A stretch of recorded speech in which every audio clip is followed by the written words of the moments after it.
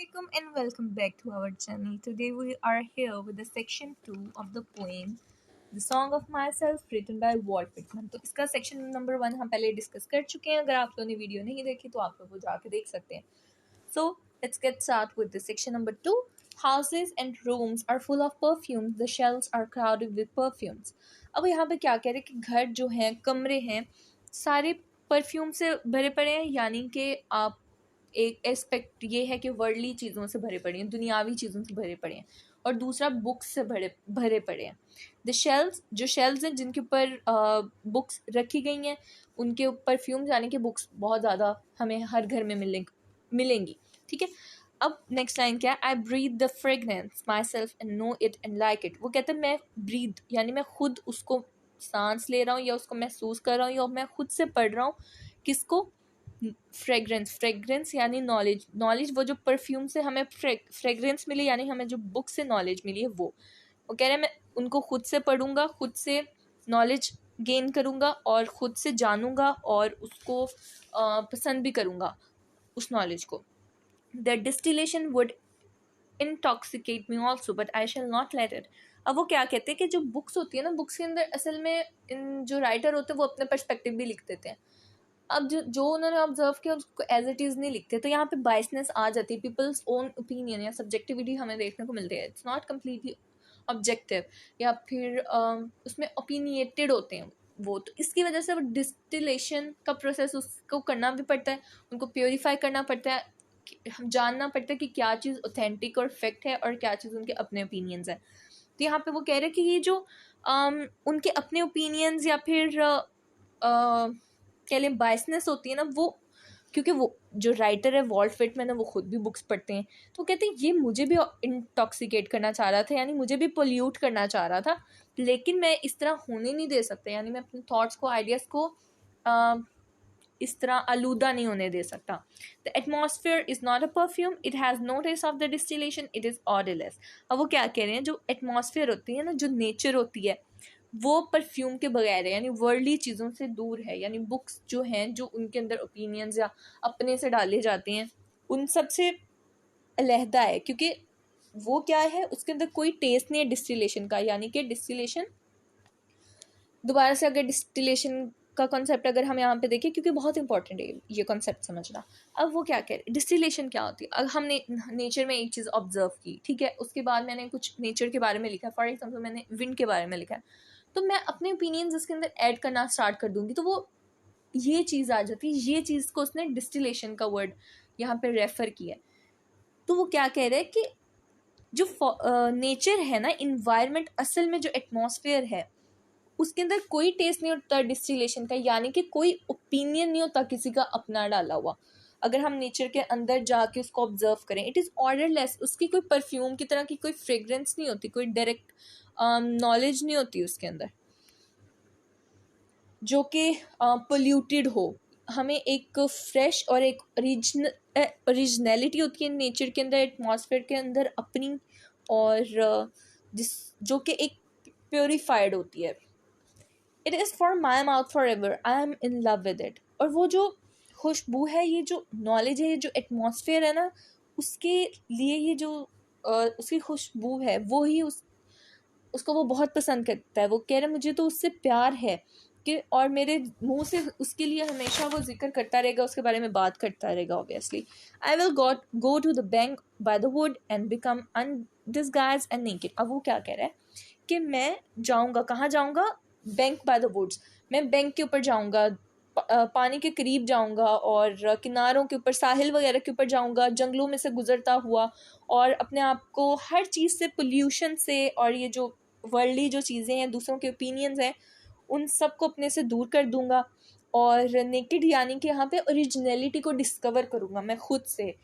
और नेकेड यानी कि इस सेंस में भी है कि मैं जो सारी जो वर्ल्डली डिज़ायर्स हैं या जो कॉन्सेप्ट्स हैं, दुनियावी जो कॉन्सेप्ट्स लोगों ने आपस में बनाया हुआ, उनको भी साइड पे रख के मैं नेकेड जाऊँगा. यानी कि मैं अपने आप को फ्री इन सब चीज़ों से जाऊँगा, ताकि मैं ओरिजिनल जो है या ओरिजिनलिटी जो है उसको डिस्कवर कर सकूँ, असल जो है उस तक पहुँच सकूँ.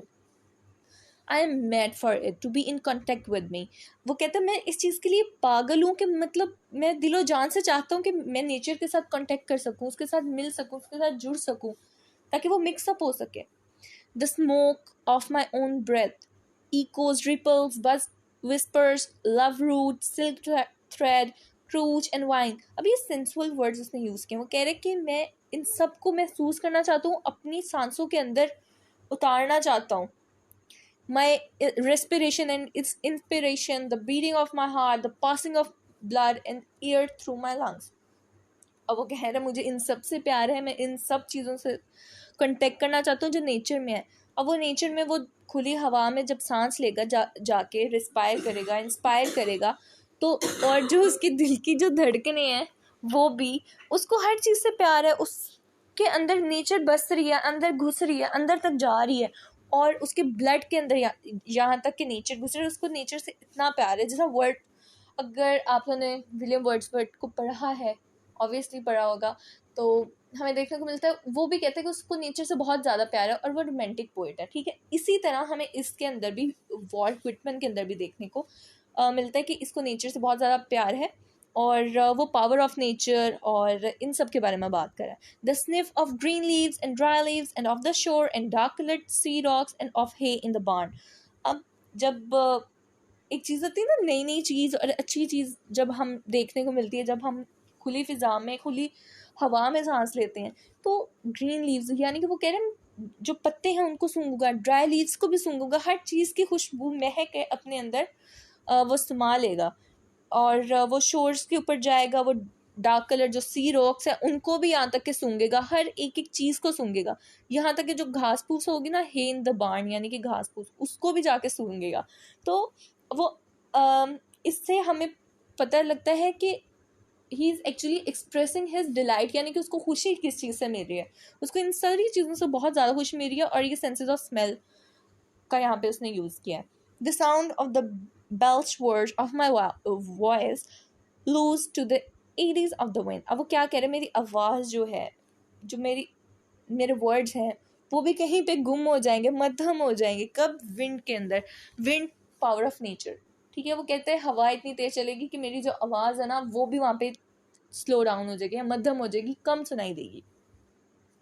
A few light kisses, a few embraces, a reaching around of arms। अब वो क्या कह रहे हैं, मुझे नेचर से किसेस चाहिए, यानी मुझे और मुझे हक करना है, उसको बहुत ज़्यादा हक चाहिए। एम्ब्रेसेस का मतलब हक होता है, और वो हक करते हैं जब जो आर्म जो है वो उसको हम अराउंड, दूसरे इंसान की बॉडी के ऊपर जो अराउंड होते हैं हमारे जो आर्म्स होते हैं, तो वो कह रहे हैं इसी तरह मुझे नेचर को हक करना है, मुझे उसको किसेस करनी है, और मुझे उससे चाहिए। Play of shine and shade off on the trees as the supple bows back, the delight alone or in the rush of the streets or along the fields and hillsides। वो कहते हैं a play of shine, जब सूरज निकलता है ना, उसके पीछे और जो शेड है, दरख्तों के जो साए हैं उनकी शाखों के नीचे पड़ रहे हैं, उसको हर चीज़ में वो डिलाइट ढूंढ रहा है।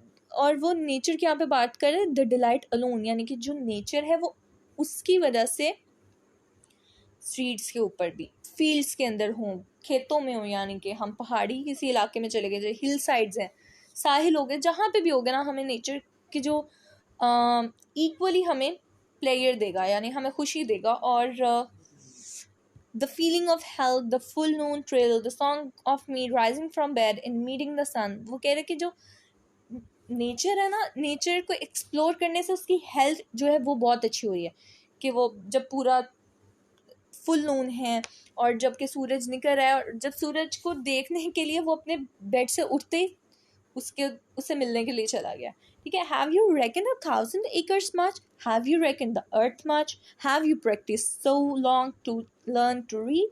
अब यहाँ पर रिटोरिकल क्वेश्चंस कर रहे हैं। वो कह रहे हैं कि क्या आप लोगों ने प्रैक्टिस किया है इतना ज़्यादा? क्या आप लोगों ने अर्थ को बहुत ज़्यादा एक्सप्लोर करी है? क्या आप लोगों ने बहुत ज़्यादा पढ़ने में मेहनत की है ताकि आप लोग चीज़ों को जान सको? तो यहाँ पर वो एक तरह से हमें क्वेश्चन कर रहा है कि हम समझते हैं कि हमने बुक्स पढ़ी, हमें बहुत कुछ पता लग गया, लेकिन नहीं। Have you feel so proud to get at the meaning of poems? वो कहते हैं कि आप लोगों को मीनिंग, जब आप किसी पोइम को या किसी नज़म को या किसी भी चीज़ को आप पढ़ते हैं तो आप उसका जब मीनिंग जान लेते हैं ना, तो आप लोगों को एक अजीब सी खुशी मिलती है। तो कहता क्या आप लोगों को वो खुशी मिलकर वो आप लोगों ने वो प्राउड महसूस किया कि हाँ भाई हमने तो इस पोइम का मीनिंग जो है वो समझ लिया हुआ है। Stop this day and night with me and you shall possess the origin of all poems. अब वो यहाँ पे एक तरह से हमें हम इन्फीरियर शो करते हैं ये लाइन जब हम पढ़ रहे हैं, तो हमें अपना आप इन्फीरियर लगता है, क्योंकि वो कह रहा है कि आप मेरे साथ अगर दिनों रात गुजारेंगे ना, यानी इन्हीं जंगलात में, इन्हीं इन्वायरमेंट में, इन्हीं नेचर के अंदर, तो आप लोग ओरिजिन जो है उन पोइम्स का, उस नेचर का, हर चीज़ का आप वो जान पाओगे। ठीक है, जो आप लोग को लगता है हम बुक्स पढ़ के हमें सब कुछ नेचर के बारे में पता लग रहा है, नहीं, वो यहाँ पे हमें दुनिया को जानना पड़ेगा, नेचर को एक्सप्लोर करना पड़ेगा, तभी हम उसके ओरिजिन को जान पाएंगे। You shall possess the good of the earth and the sun. There are millions of suns left. अब वो कह रहा है कि आपको अर्थ के अंदर जितनी भी चीज़ें, अच्छी चीज़ें या नेचर के अंदर बहुत ज़्यादा अच्छी चीज़ें पाई जाती है, उसको आप जान पाओगे। और वो कहते हैं कि सन यानी कि मल्टीपल व्यूज़ आपको मिलेंगे। और वो कहते हैं कि यहाँ पे सिर्फ एक ही कायनात है, बहुत ज़्यादा और हैं, एक ही चीज़ नहीं है जो हम अपने रूम्स में बैठकर और बुक्स पढ़ के हम कहते हैं कि यही चीज़ें, नहीं, एक्सप्लोर करने को पूरी दुनिया पड़ी, बहुत कायनात है, बहुत कुछ है इस कायनात के अंदर भी और इस कायनात के बाहर भी, जिसको भी इंसान को एक्सप्लोर करना है।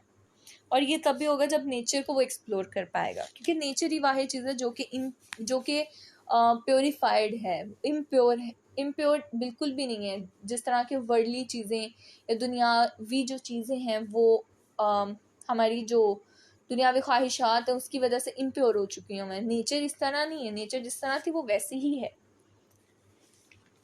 You shall no longer take things at second or third hand, nor look through the eyes of the dead, nor feed on the specters in books. अब वो कह रहे हैं कि आप लोग किसी दूसरे या तीसरे इंसान के ख्यालात या ओपिनियंस है उसके ऊपर ही नहीं आपको सिर्फ रहें, बल्कि ना कि जो इंसान इस दुनिया से जा चुके हैं उनकी आंखों से देखें, बल्कि और ना ही उन बुक्स के ओपिनियंस को जाने कि जो आपने बुक्स पढ़ी कि उन्होंने जो कह दिया जी वही हरफ आखिर है, वही सब कुछ सच है। इस तरह नहीं। You shall not look through my eyes either, nor take things from me. You shall listen to all sides and filter them from yourself. अब वो कह रहे कि ये नहीं कि मैं कह रहा कि आप लोग बाकियों से मैं तो रोकी जा रहा हूँ तो आप लोग मेरी बात मानो, नहीं, आप लोग खुद से एक्सप्लोर करो, खुद से नेचर को जानो, खुद से देखो, इस दुनिया को एक्सप्लोर करो, डिस्कवर करो, और अपने आप से खुद से फिल्टर करो कि आप लोगों को ऑब्जर्वेशन आप लोग की क्या कह रही है, या आप लोगों को इस नेचर से क्या मिल रहा है या कैसा मिल रहा है। और यही तो उसकी वॉल्ट विटमन का एक तरीका है लिखने का, यूनिवर्सैलिटी, इक्वालिटी, ये सब कुछ हमें देखने को मिल रहा है इसके अंदर। अब वो कह रहे हैं कि सारे, क्योंकि इंसान इक्वल है, बराबर है, और हर इंसान ये सब कुछ कर सकता है। ये नहीं कि वो सिर्फ वही कर सकता है, या वही नहीं जिन्होंने बुक्स लिख दी हैं, जो नॉलेज बांटने या फिलोसफीज बांटने वाले लोग हैं, उन्होंने कर दिया सब कुछ, नहीं, हर इंसान ये कर सकता है और उसको करना चाहिए, उसको खुद से एक्सप्लोर करना चाहिए। दूसरे के ऊपर सिर्फ डिपेंड होकर नहीं, या दूसरों की नज़र से ही नहीं दुनिया को देखनी, अपनी नज़र से देखें दुनिया को और जाने असल में नेचर है क्या, असल में दुनिया है क्या, उनके इर्द गिर्द जो लोग हैं, जो नेचर है, जो दरख्त हैं, जो फॉरेस्ट हैं, सीज हैं, जो भी कुछ है ना नेचर का, उन सबको खुद से ऑब्जर्व करें, खुद से जानें। Thank you so much, I hope so आप सबको बहुत अच्छे से समझ लगी होगी। If you like the video please like, comment and share. Thank you.